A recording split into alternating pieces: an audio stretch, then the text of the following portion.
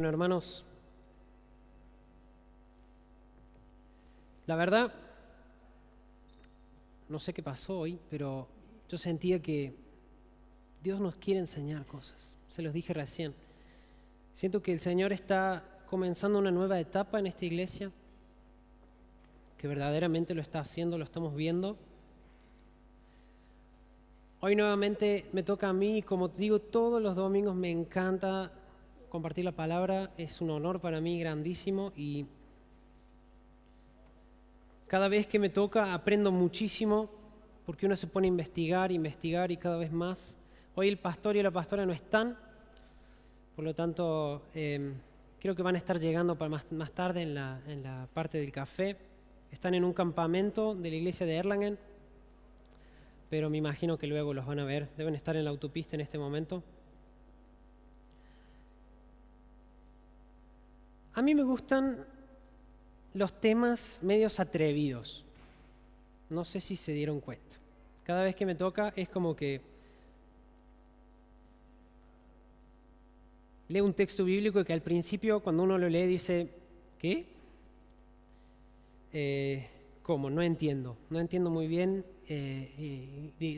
cómo es esto. Pero justamente esos pasajes, la mayoría de las veces son los que más enseñanza tienen y más descubrimos, y eso me encanta. Yo traje hoy un texto de esos y quisiera que lo leamos juntos. Es un poco largo, pero es una historia que muchos seguramente conocen. En Hechos 5.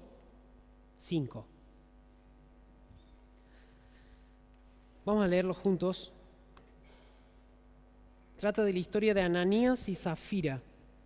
Dice, había cierto hombre llamado Ananías, quien junto con su esposa Zafira vendió una propiedad y llevó solo una parte del dinero a los apóstoles, pero afirmó que era la suma total de la venta. Con el consentimiento de su esposa se quedó con el resto. Para que entendamos, interrumpo un segundo, para que entendamos, la iglesia en Hechos estaba recién comenzando y todos creían que Dios iba a mandar a su Hijo Jesús de vuelta inmediatamente. Era una cosa de días. Entonces la gente comenzaba a vender sus terrenos, vender sus pertenencias, sus cosas y entregarlas a la iglesia para que luego la iglesia pueda administrarla, para que el reino de Dios se extienda. Seguimos en este paréntesis. Entonces, este hombre Ananías, con su esposa, vendió su terreno, fue a los de la iglesia y les dijo, tomen, esto es todo el dinero de mi terreno. Esto es todo lo que vendí. Pero junto con su esposa habían tramado que se quedaban con una parte para ellos. Y aquí seguimos en el versículo 3. Entonces Pedro le dijo, Ananías, ¿por qué has permitido que Satanás llenara tu corazón? Le mentiste al Espíritu Santo y te quedaste con una parte del dinero. La decisión de vender o no la propiedad fue tuya. Y después de venderla, el dinero también era tuyo para regalarlo o no. ¿Cómo pudiste hacer algo así? No nos mentiste a nosotros, sino le mentiste a Dios. En cuanto a Ananías oyó estas palabras, cayó al suelo y murió. Todos los que se enteraron de lo sucedido quedaron aterrados. Después unos muchachos se levantaron, lo envolvieron en una sábana, lo sacaron y lo enterraron. Como 3 horas más tarde entró su esposa, sin saber lo que había pasado. Pedro le preguntó, ¿fue este todo el dinero que tú y tu esposo recibieron por la venta de su terreno? Sí, le contestó ella, ese fue el precio. Y Pedro le dijo, ¿cómo pudieron ustedes dos siquiera pensar en conspirar para poner a prueba el Espíritu Santo del Señor de esta manera?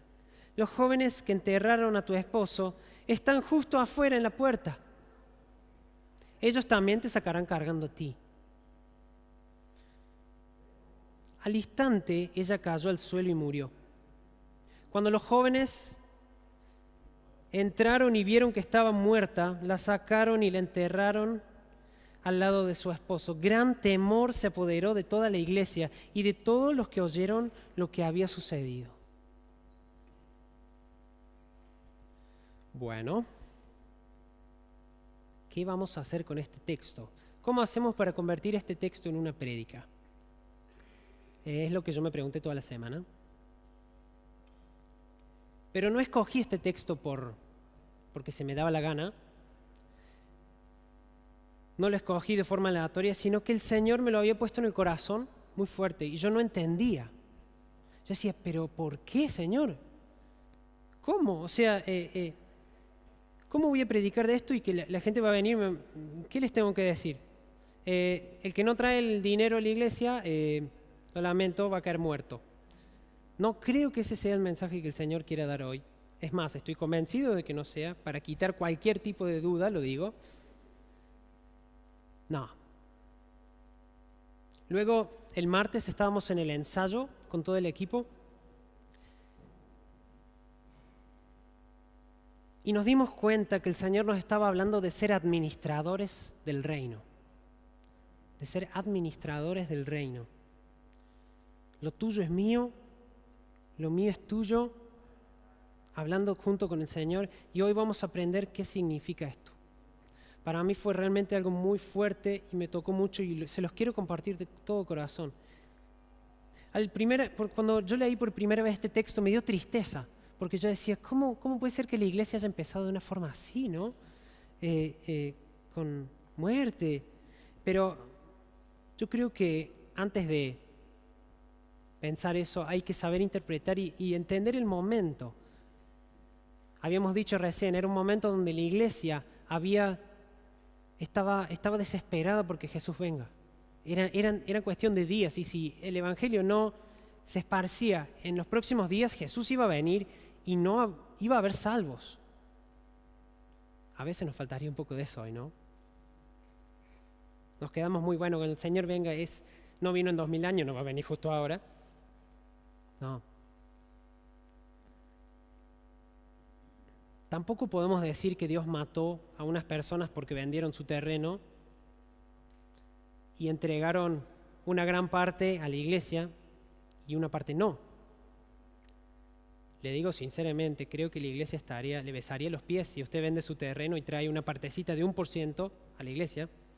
En el día de hoy sí. Lo que pasa es que acá no se trata del dinero. No se trata del dinero, sino del corazón. Dios no mató a esta gente. Esta gente murió, eso es una diferencia grande. Y como vimos el contexto de esto, ellos habían dicho repetidamente, este dinero, esto es todo el dinero. Esto, lo que trajimos aquí, es todo el dinero que tenemos, que vendimos esta casa. Obviamente eso era un engaño, era una mentira. Y este matrimonio se pensó, bueno, hay que vender el terreno. Todos están vendiendo el terreno, hay que quedar bien, chicos. Ananías, esposo mío, vendamos el terreno, pero ¿cómo puede ser que tengamos que dar todo a la iglesia? No puede. ¿Y si al final nos quedamos sin nada? ¿Qué pasa? ¿Qué pasa si mañana nos quedamos sin nada? ¿Cómo vas a alimentar nuestra familia, Ananías? O sea, esto me lo estoy pensando yo, que la mujer fue el que le dijo al hombre. No sé si fue así, probablemente fue el hombre, pero cuando pasa en las películas nos lo imaginamos así, ¿no? La mujer reprochándole al hombre por cómo va a alimentar su familia. O quizás Ananías tenía mucho miedo de no poder alimentar su familia. No importa, esas son especulaciones. Vamos a lo importante. ¿Qué pasa si de entrada ellos hubiesen dicho, nosotros perdonen, pero no podemos vender nuestro terreno? No, nada. Porque era su decisión. La decisión dice en el versículo 4, la decisión de vender o no la propiedad fue tuya. Y después de venderla, el dinero también era tuyo, para regalarlo o no. O sea, nadie le obligó a dar ningún dinero a él. Fue algo que él quiso hacer de su corazón, pero su corazón estaba mal. Si alguna vez alguien te dice cuánto tenés que dar o te obligan a dar algo, no es correcto.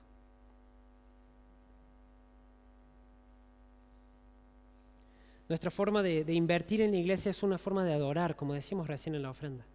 Es una forma de adorar a Dios. Yo sé que cuando hablamos de dinero, las cosas se ponen raras, ¿no? Sobre todo en la iglesia. En la iglesia no se habla de dinero, ¿o no? Todos se ponen muy calladitos ahora. En la iglesia no se habla de dinero porque es un tema quizás complicado, porque quizás muchos abusaron de eso. Pero creo que es un tema que nosotros tenemos que aprender a tratarlo con una naturalidad, porque es un tema natural.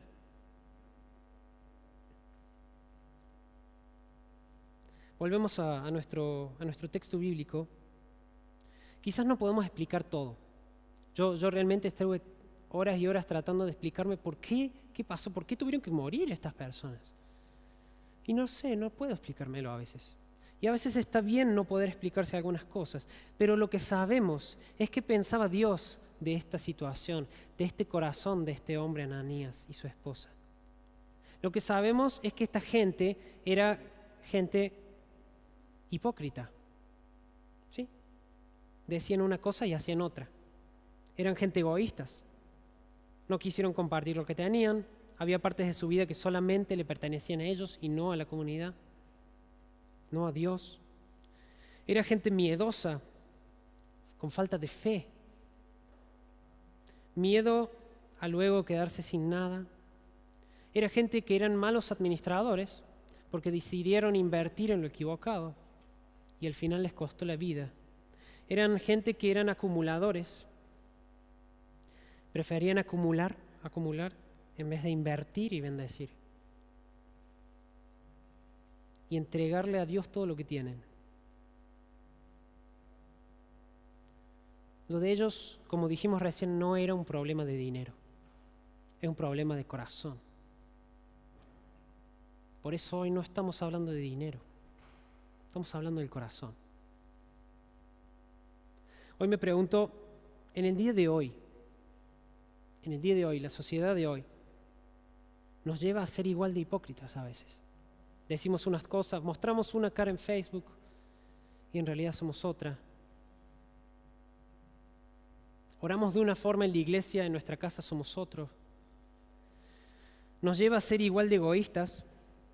Lo tuyo es tuyo y lo mío es mío. No nos metamos el uno con el otro.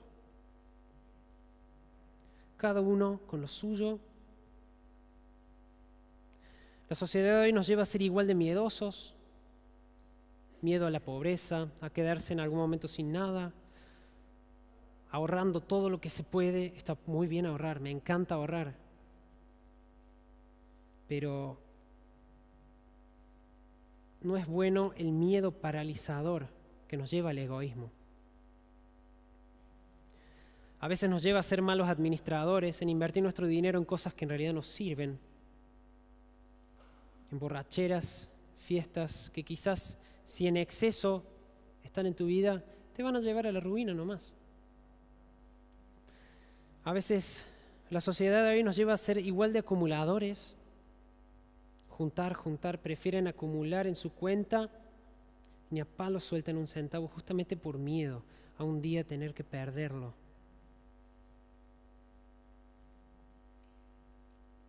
Yo creo que podría haber dado muchos ejemplos ahora. Comprarse un televisor nuevo sería una mala inversión, pero al final dije, no lo voy a hacer porque quizás alguien justo se compra un tele nuevo y está perfecto que se lo compre. Pero mi pregunta de hoy es, ¿cómo puedo yo convertirme en un administrador del reino? ¿Qué es eso y cómo puedo hacerlo? Vamos a leer juntos otro texto. Y de nuevo les traigo un texto largo, lo lamento. Mateo 25, 14. Lo tienen aquí también, en el proyector. Es la parábola de los 3 siervos. La voy a leer con ustedes. También el reino del cielo puede ilustrarse mediante la historia de un hombre que tenía que emprender un largo viaje. Reunió sus siervos y les confió su dinero mientras estuviera ausente. Lo dividió en proporción a las capacidades de cada uno. Al primero le dio 5 bolsas. Al segundo dio 2 bolsas de plata y al último 1 bolsa de plata. Y luego se fue de viaje.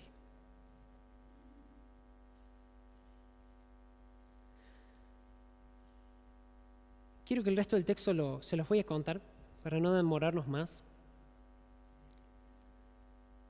Este administrador entregó su dinero valioso, a sus sirvientes y le dijo, a cada uno le entregó según él podía administrarlo. El primero lo administró muy bien porque invirtió, lo dio y al final salió el doble, ganó el doble de lo que tenía y le entregó a su dueño, mira, ¿sabes qué? Tú me diste esto y yo ahora tengo esto y esto. Dio fruto lo que tú me diste. Tenía 5 bolsas, hizo 5 bolsas más de plata. Y el Señor dijo, muy bien, siervo fiel, vení, entra a mi regazo, entra a mi reposo. Vení, alégrate conmigo. Al segundo le pasó exactamente lo mismo, tenía 2 bolsas. Y cuando volvía con 4 bolsas en la mano. Decía, Señor, mira lo que hice, yo tenía 2 bolsas, tú me diste 2 bolsas y ahora tengo 4. Y el Señor le dijo, muy bien, hijo mío, muy bien. Vení, entra a mi regazo, entra a mi reposo, sos un siervo fiel. Y el tercero viene, el que tenía solamente 1 bolsa de plata y le dijo, Señor, entonces ordenó, quítenle el dinero a este siervo y dénselo al que tiene las 10 bolsas de plata. A los que usan bien lo que se les dará aún más y tendrán en abundancia, pero a los que no hacen nada se les quitará aún lo poco que tienen. Creo que este texto bíblico es el segundo texto bíblico que leemos hoy, que nos deja con la boca un poquito abierta. A mí me dejó con la boca abierta. Pero lo que yo quiero agregar aquí es que dice, menos mal que ser cristiano, lo que nos llamamos nosotros hoy, seguidores de Cristo, no significa solamente venir aquí a la iglesia, cantar algunas canciones lindas, estar juntos, celebrar, festejar. Menos mal, porque sería aburridísimo. Somos llamados por Dios a ser mucho más que seguidores y siervos, ser administradores de su reino. Llama la atención porque el principio de esta parábola dice, el reino del cielo se puede ilustrar de la siguiente manera. O sea, lo que estaba tratando de explicar es cómo es el reino en este texto. El mensaje que Jesús da a nosotros en la tierra justamente trata de esto, el reino de Dios. Transmite un evangelio de reino, algo que mira mucho más allá. Y en este lugar, un reino es mucho más que un lugar geográfico. Quizás hoy entendemos por reino el Reino Unido, por ejemplo, que son un lugar geográfico, que las cartas nos dicen dónde está, dónde termina, dónde empieza.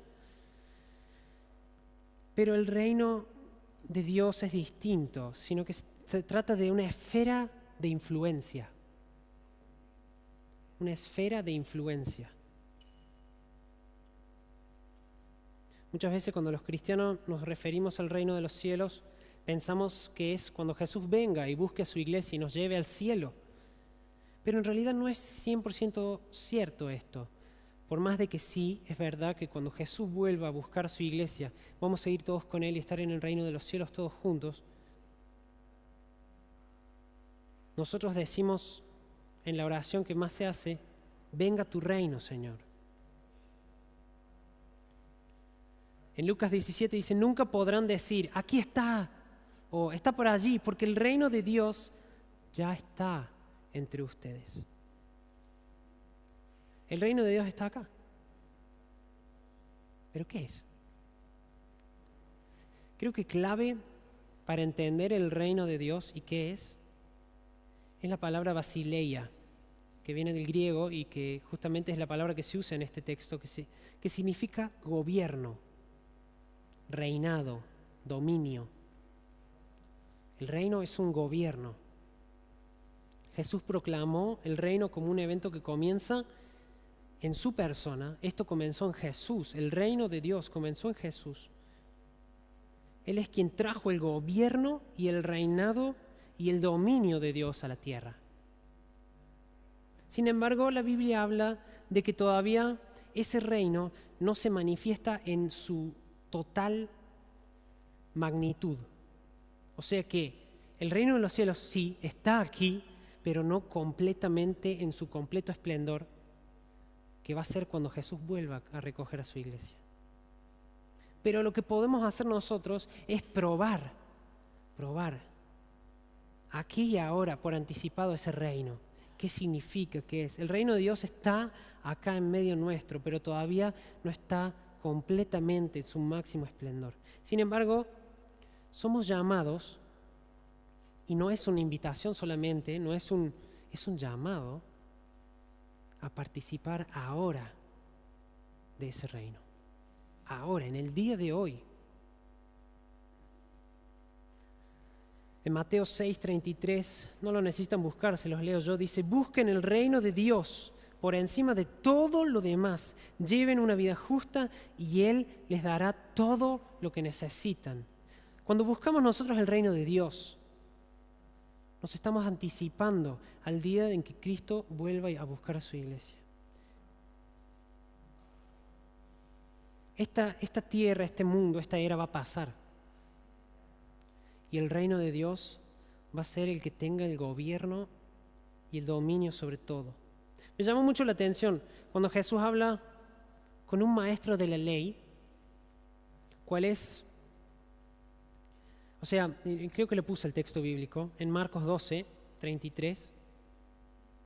Hay un maestro de la ley, un fariseo con el que Jesús estaba hablando y el fariseo le dice: Jesús, lo estaba probando, ¿no? ¿Cuál es el mandamiento más importante?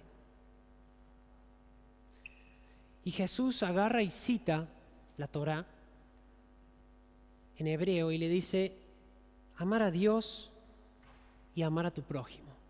Eso es lo más importante y en esas dos cosas se une todo. Y este fariseo, ¿qué le contesta? Le dice: contestaste muy bien, Jesús. Qué ironía, ¿no? Muy bien lo que dijiste. Y dice: además, yo sé que es importante amarlo con todo mi corazón, dice el fariseo, ¿no? Además, yo sé que es importante amarlo con todo mi corazón y todo mi entendimiento y todas mis fuerzas y amar a mi prójimo como a mí mismo. Esto es más importante que presentar todas las ofrendas quemadas y sacrificios exigidos en la ley. Y al ver cuánto entendía el hombre, Jesús le dijo: no estás lejos del reino. No estás lejos del reino. Este hombre veía más allá. Este hombre, por más de que la palabra fariseo hoy la tenemos como el apóstata, no, fariseo era simplemente alguien que estudiaba la ley. Y este hombre a veces se la tomaba muy en serio y por eso Jesús siempre los enfrentaba. Pero este hombre le decía: no es tan importante los sacrificios, las cosas. Lo más importante es amar al prójimo y amar a tu Dios. Este hombre veía mucho más allá. No veía solamente lo que exigía la ley y lo que tenía que hacer para que sus propios pecados sean borrados. No miraba solamente lo que tenía que pasar con él para que él sea salvo, sino que miraba más allá. No tenía un pensamiento egoísta, no tenía un pensamiento miedoso o hipócrita. No, él decía: yo entendí que lo más importante es amar a Dios y amar a mi hermano que está al lado mío. Se trata de entender lo que está detrás de lo que yo hago y no de explícitamente lo que yo hago. Se trata de lo que está por detrás. Es mucho más importante la relación con Dios y con el prójimo que ocuparte de salvar tu propia vida. Quizás suene raro, ¿no? Quizás dicen: este chico se le pifió. No sé qué, lo voy a explicar. Juan 12:25, no lo necesitan buscar, los leo. Dice: los que aman su vida en este mundo la perderán. Los que no le dan importancia a su vida en este mundo la conservarán por toda la eternidad. Tenemos que aprender en este mundo tan egoísta, tan miedoso, tan hipócrita, a poner la mirada realmente en las cosas importantes. ¿Qué le responde Jesús a este hombre? Le dice, no estás lejos del reino de Dios. Y esto se lo está diciendo un fariseo. No estás lejos del reino de Dios. Porque entendiste que no se trata de lo superficial, sino de lo profundo, las cosas importantes. ¿Y qué son? ¿Qué son las cosas importantes? Me pregunto yo. Muchos piensan, y quiero tener mucho cuidado al decir esto, porque se puede entender mal y les pido que por favor no me entiendan mal. Muchos piensan que para los cristianos lo más importante es solamente y explícitamente nuestra santidad y nuestra salvación. ¿O no? Muchos cristianos decimos, lo más importante es que yo sea salvo y que yo sea santo. Por supuesto que la Biblia dice, sean santos porque yo soy santo. No estoy negando eso, pero Jesús nos habla de buscar el reino de Dios y su justicia. Somos hechos mucho más que siervos, mucho más que súbditos. Somos administradores del reino. Tenemos responsabilidad. Claro que son cosas que son parte de nuestra vida cristiana, la santidad, la salvación. Pero si te quedas en un sacrificio, que hoy sería venir a la iglesia, leer la Biblia, ayudar al pobre, no pecar, si vos te quedás en eso y no ordenás tus vidas como administradores del reino, amando a Dios y a tu prójimo, nos vamos a quedar cortos. Vamos a estar viviendo como un fariseo que dice, en realidad, yo me quedo con mis sacrificios. El sacrificio no vale nada si no hay algo por detrás.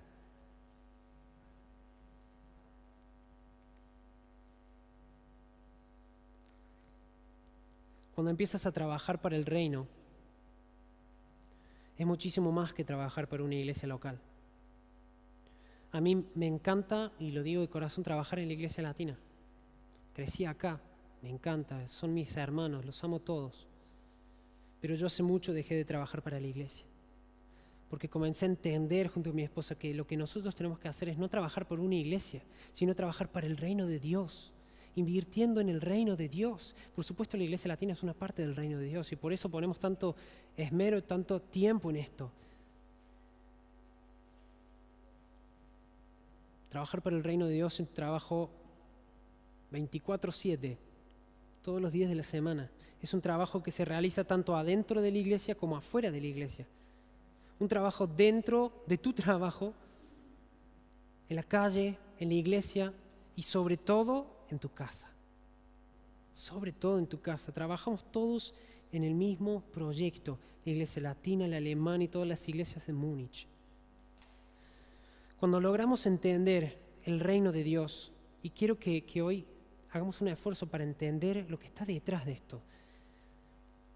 Cuando logras entender el reino de Dios, entiendes que todo lo que Dios te dio, todo, absolutamente todo lo que Dios te dio a ti, es para que tú lo puedas administrar dentro del reino de Dios.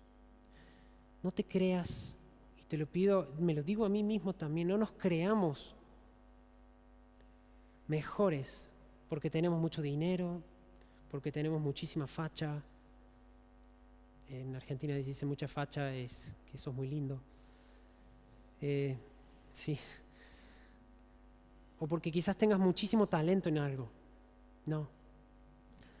No te creas el mejor por eso, porque Dios te lo entregó para administrarlo. Dios te entregó para con eso servirle en su reino. Todo viene de Dios y todo vuelve a Dios. Él entregó muchas cosas a ti. Te entregó muchísimas cosas según tu capacidad. Nunca te va a sobrecargar, nunca va a ponerte un peso que no puedas llevar. Él te entregó tus dones y tus cosas según tu capacidad. Jesús cuando en su oración, en Juan 17, si quieren pueden leerlo en sus casas, es una oración que Jesús hace y esa oración impacta mi vida. Y una parte de ella dice, todo lo tuyo es mío, todo lo mío es tuyo, Señor. Está orando Jesús al Padre. Todo lo tuyo es mío, todo lo mío es tuyo. Son uno. Jesús y el Padre son uno. Tienen a disposición, Jesús tenía a disposición todo lo que era del Padre y el Padre tenía todo lo que era de Él. ¿Qué ejemplo? Nosotros estamos en Cristo. ¿No se acuerdan la última prédica que di? En Cristo, estamos en Cristo. Y si estamos en Cristo, significa que también estamos en Dios, porque Jesús dice: Padre, todo lo tuyo es mío, todo lo mío es tuyo. Y viene a ti y te dice: ¿sabes qué? Todo lo mío es tuyo y todo lo tuyo es mío. Por lo tanto, todo lo que tú tienes es del Padre. Y todo lo que es del Padre es tuyo. Está a disposición tuya.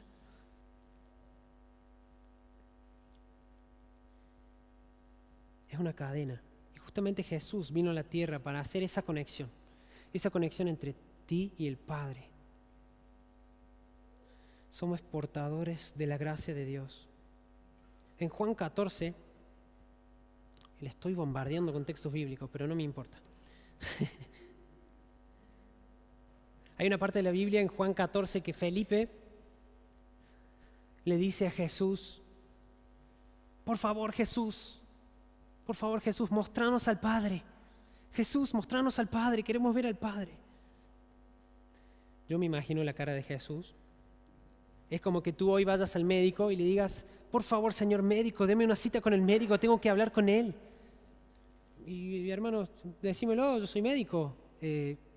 Jesús le dice: Felipe, estuviste acá con nosotros todo el tiempo, ¿no? ¿Y todavía no sabes quién soy? ¿Qué pasa? ¿Vieron cuando el maestro está explicando algo y un alumno levanta la mano y pregunta exactamente lo que el maestro dijo hace 2 segundos? Bueno, algo así.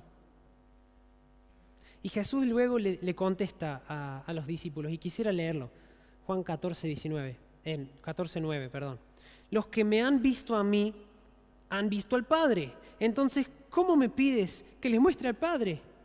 ¿Acaso no crees que yo estoy en el Padre y el Padre está en mí? Las palabras que yo digo no son mías, sino que de mi Padre, quien vive en mí, hace su obra por medio de mí. Solo crean que yo estoy en el Padre y el Padre está en mí, o al menos crean por las obras que me han visto hacer.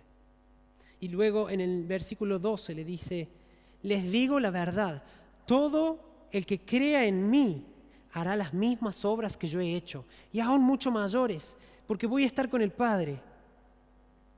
Pueden pedir cualquier cosa en mi nombre y yo la haré, para que el Hijo le dé gloria al Padre. Es cierto, pídanme cualquier cosa en mi nombre y yo la haré. Tienes a disposición exactamente todo lo que Jesús acaba de decir. Podemos pedir cualquier cosa en su nombre y Él nos la va a dar. Una Ferrari, Señor. Es lo primero que me viene a la mente. Por lo menos manejarla una vez, eso me alcanza. Sería medio raro que el hijo del pastor venga con una Ferrari a la iglesia, ¿no?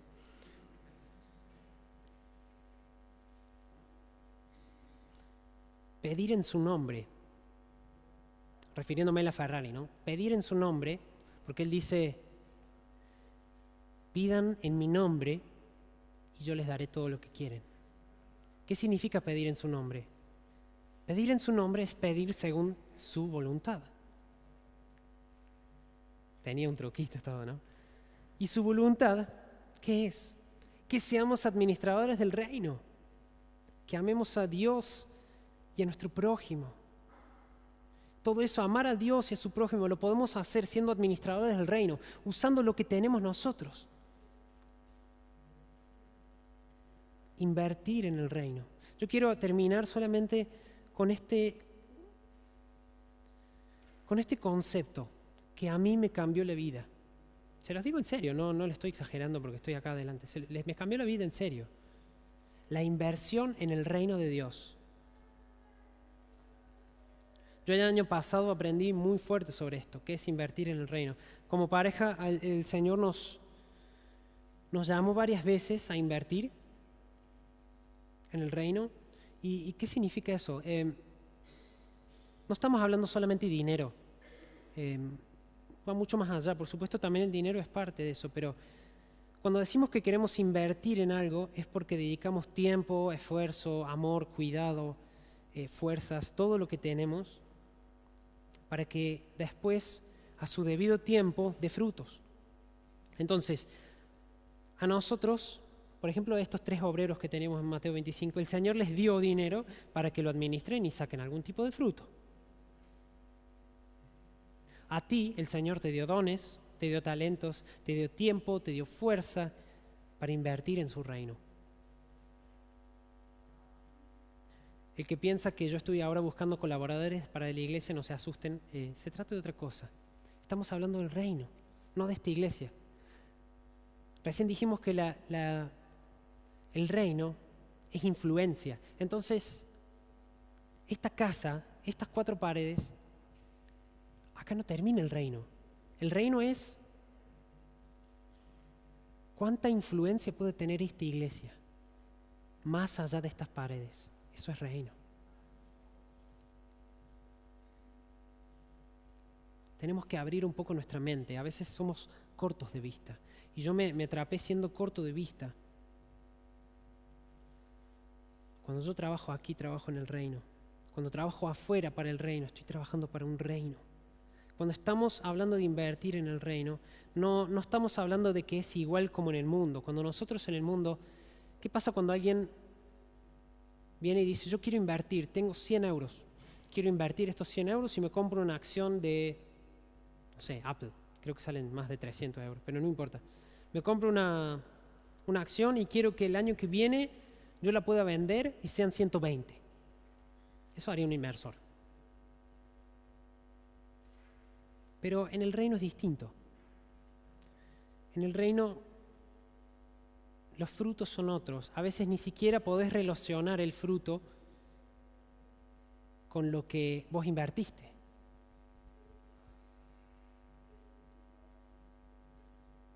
A veces piensas que invertiste, pero no recibiste nada, pero en realidad sí lo hiciste, nada más que todavía no lo has visto. La motivación para invertir en el mundo es ganar más, tener más dinero, más fruto, más cosas.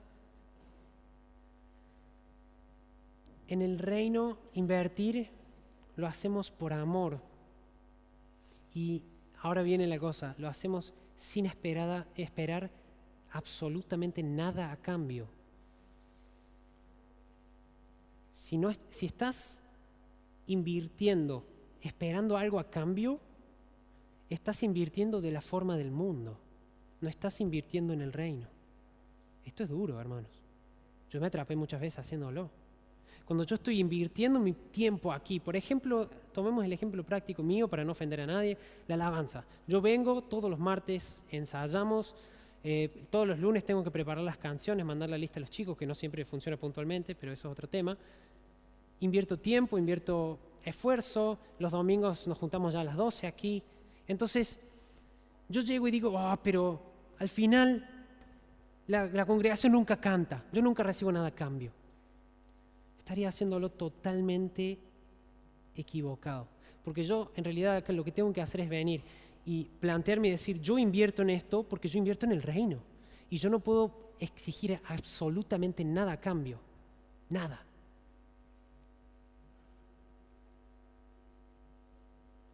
No me entiendan mal. No estoy hablando absolutamente de la iglesia latina en este sentido. Estoy hablando de dar... No estoy hablando de dar a la iglesia, estoy hablando de dar al reino. Tenemos que dar ese clic, de decir, cuando yo invierto tiempo, no lo voy a hacer más para la iglesia latina, lo voy a hacer para el reino de Dios. Quizás alguno de tus amigos necesita a Cristo, necesita ayuda, necesita verdaderamente ayuda, y vos invertís tiempo en él, vos invertís esfuerzo, y eso es trabajar el reino, por más de que no tiene nada que ver con la iglesia. Eso es invertir en el reino. O de repente tenés el sentimiento de que Dios te llama a sacar tu teléfono, sacarle la SIM y regalárselo al que está a tu lado. Porque Dios te lo dijo. ¿Qué tal? Yo creo que viene una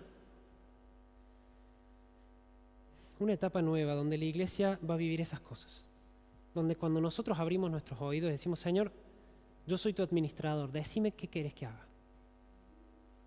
Y si yo tengo que sacar mi teléfono, mi auto, mi casa, lo que sea, mi tren, no tengo un tren, pero si tengo que sacar mi tren y lo regalo, lo tengo que regalar para tu reino, lo voy a hacer. Anhelo realmente, se los digo de todo mi corazón, anhelo el día en que todos nosotros juntos entendamos que lo tuyo y lo mío no es nuestro, sino que es de Él. Y cuando lo empecemos a usar para Él, esta iglesia va a cambiar. Toda la iglesia, la influencia que tenga esta iglesia va a extenderse. Porque no es algo normal que alguien saque su teléfono y se lo regale al del lado. ¿Por qué lo haces? ¿Por qué me regalas tu teléfono? ¿Cómo sabes que yo no tengo? Dios me dijo. Y yo te quiero bendecir porque el Dios me dijo que te tengo que dar mi teléfono. No se preocupen, hoy se van a poder quedar sus teléfonos. Pero si ustedes quieren ser administradores, y me lo digo a mí también, si queremos todos ser administradores del reino, tenemos que estar dispuestos a darlo todo. A dar hasta nuestra propia vida, todo para el reino. Y yo sé que le estoy pidiendo mucho. Y se los digo de corazón porque yo lo he vivido el año pasado. Yo sé que estoy pidiendo mucho. Pero es Él el que pide. ¿Qué me sirve para mí decirles esto? No me sirve nada.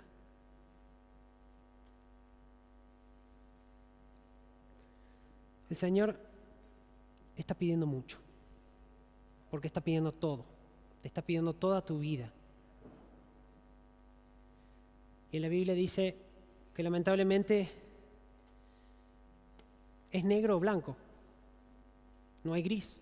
Es negro o blanco. Es todo o nada. Es sí o no. Y muchas veces como iglesia nos cuesta dar todo. Porque siempre, por seguridad, nos gustaría quedarnos con una partecita para nosotros. Por las dudas. Por si algo pasa y de repente mañana no tengo dinero, me gustaría quedarme una parte.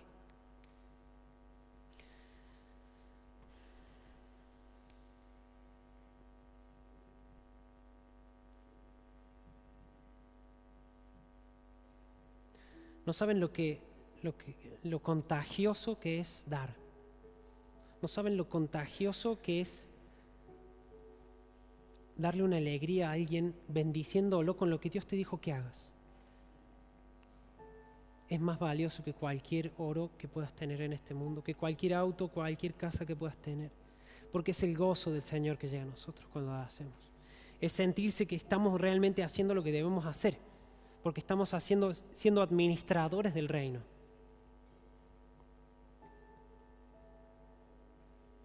Lo primero que tenemos que hacer, yo me pregunto, ¿qué tengo que hacer para llegar ahora a esto? Yo creo que lo primero que tenemos que hacer es desprendernos totalmente de todo lo que nosotros tenemos, de todo lo que somos y lo que llegamos a ser. Postrarnos a los pies de nuestro Señor Jesús y entregarle todo lo que tenemos.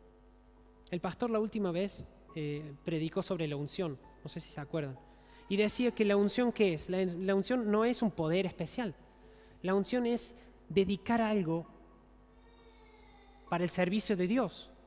Entonces, si vos la vez pasada, el domingo pasado, te pasaste aquí al frente y dijiste, Señor, yo quiero ser ungido porque yo quiero dedicar mi vida a ti, el próximo paso, ¿cuál es? Desprenderte de todo lo tuyo, porque todo lo tuyo es de Él y todo lo de Él va a comenzar a ser tuyo.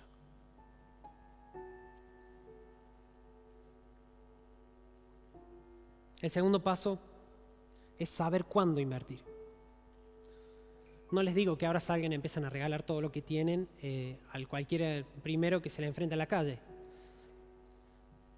No sé si es el camino. Tenemos que ser sensibles a la voz de Dios. Tenemos que ser sensibles a la voz del Espíritu Santo de cuándo nos llama a hacer algo. Es fácil escuchar, hijo mío, bendito será tu casa y bendita será tu descendencia. Es muy fácil escuchar eso. Y muchas veces el Señor nos los dice y es como un manjar a nuestros oídos porque es hermoso escuchar que el Señor nos va a bendecir. A veces es más difícil escuchar, como Dios una vez le dijo a un hombre, Ananías, otro Ananías, no el mismo de esta historia, otro, ve a buscar a un hombre que se llama Saulo. Imponele las manos para que seas sano, usa tu tiempo, tu esfuerzo y arriesga tu vida para hacerlo. ¿Por qué arriesga tu vida? Porque, Señor, decía Ananías, este hombre es malo, este hombre mata a cristianos y vos querés que yo vaya y le imponga manos. Ananías fue sensible a la voz de Dios, escuchó lo que Dios tenía para decirle y actuó. Y lo hizo. Y miren lo que pasó.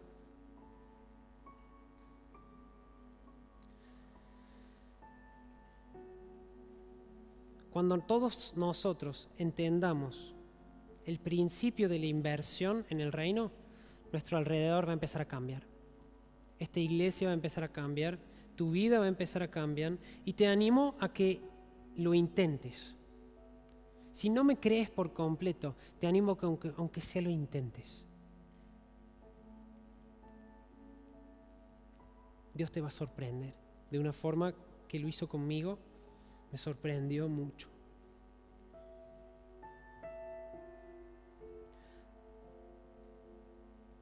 No somos consumidores en esta iglesia. Somos administradores. Todo lo tuyo es de Dios. Y todo lo de Dios es tuyo para administrarlo y construir su reino.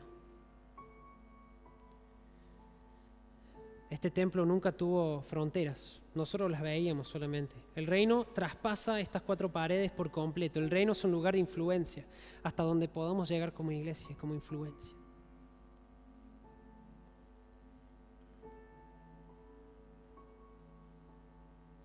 Cuando inviertes en el reino sin esperar nada a cambio, eso comienza a cambiar tu vida. Vas a ver el reino desde otro punto. Y estoy tan ansioso, realmente les digo con mi corazón, estoy tan ansioso por ver que todos nosotros entendamos esto y comienza a cambiar algo en esta iglesia.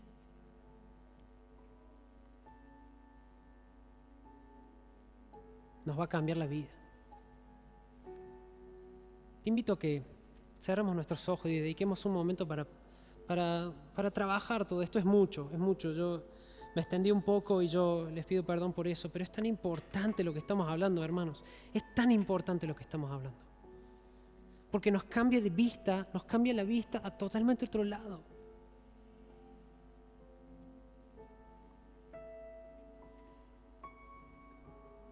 Señor, yo quiero dejar de pensar como un egoísta, hipócrita, Señor.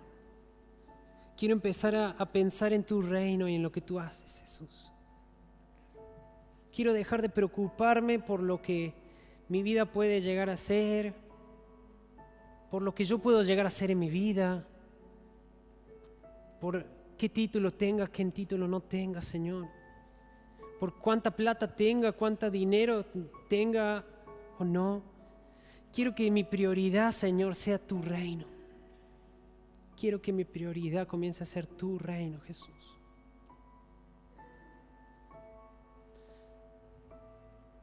Quiero dejar de pensar en mí y ser un administrador de tu reino, Señor. Señor, yo oro por todos los que están aquí presentes, Señor. Y oro por sus corazones para que tú estés tocando, Señor. Tu Espíritu Santo está en este lugar, eso lo hemos dicho tantas veces ahora, Señor. Y ahora para que tu Espíritu Santo comience a penetrar, Señor, en nuestras vidas. Comience a penetrar y decirnos, hijo mío, necesito tu servicio porque yo puse dones en ti, no quiero que los malgastes, no quiero que los guardes. El Señor te dice, lo mío es tuyo, pero dame lo tuyo también, dame todo.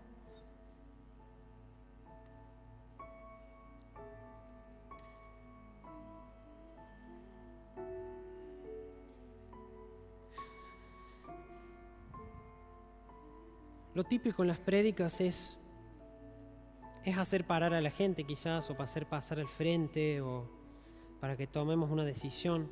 Yo sé que eso es a veces un poco...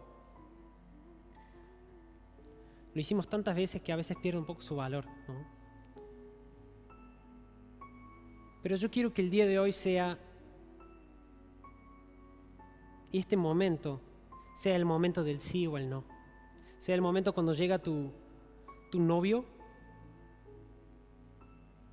como lo es el Señor Jesús, el novio de la iglesia, que es la novia, y te dice, ¿querés casarte conmigo?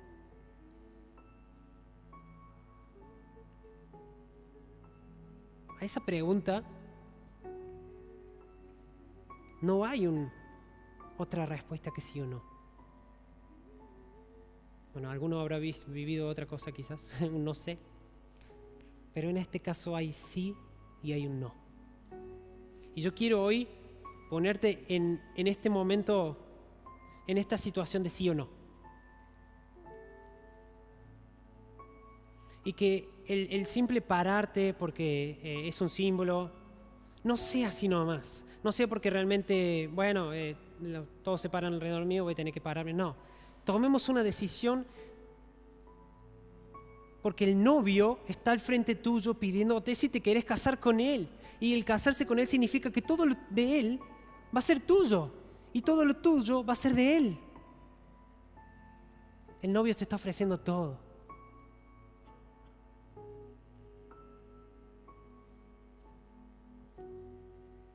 Si realmente esta es tu decisión, te pido que te pongas de pie conmigo. Yo tomo esta decisión como primero. Yo quiero, Señor, decirte sí. Yo quiero decirte sí, novio. Tu novia está aquí diciendo que sí, queremos casarnos contigo, Jesús. Queremos estar unidos contigo, papá. Y lo que es mío es tuyo, lo que es tuyo es mío. Yo vivo para tu reino y puedo contar con tu ayuda todo el tiempo. Lo que es tuyo es mío.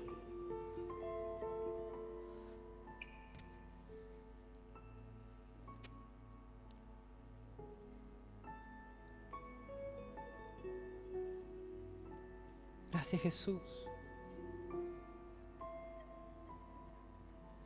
Me deleito en ti. Tú sabes lo que necesito, mi Señor.